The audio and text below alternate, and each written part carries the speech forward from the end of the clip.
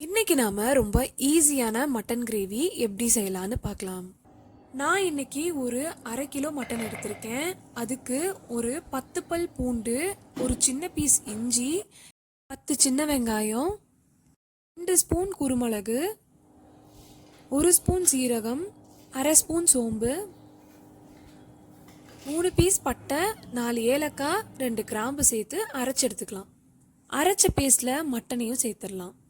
அப்புறம் அதில் 1 spoon மல்லிப்பொடி, 1 spoon மிளகாய் பொடி, 1 ஸ்பூன் மஞ்சள் பொடி, கடைசியாக 1 ஸ்பூன் உப்பு போட்டு இது எல்லாமே நல்லா கலந்துக்கலாம்.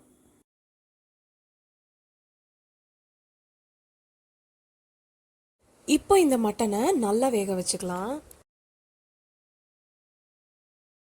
இப்போ இந்த மட்டன் நல்லா குக் ஆயிருச்சு. அடுத்ததாக கடாயில் எண்ணெய் ஊற்றி கருவேப்பிலை சேர்த்துக்கலாம். அடுத்ததாக ஒரு 2 பெரிய வெங்காயம் ஸ்லைஸ் பண்ணி இதில் சேர்த்துக்கலாம். வெங்காயம் நல்லா ப்ரௌன் கலர் ஆனதும் நம்ம குக் பண்ண மட்டனை இதில் சேர்த்துக்கலாம். இப்போ கடைசியாக இதில் மல்லித்தலை தூவி இறக்குனா நம்மளோட ஈஸியான மட்டன் கிரேவி ரெடி.